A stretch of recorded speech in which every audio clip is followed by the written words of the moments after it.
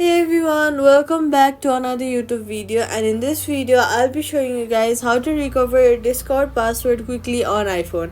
First, open the Discord app and then tap forgot your password.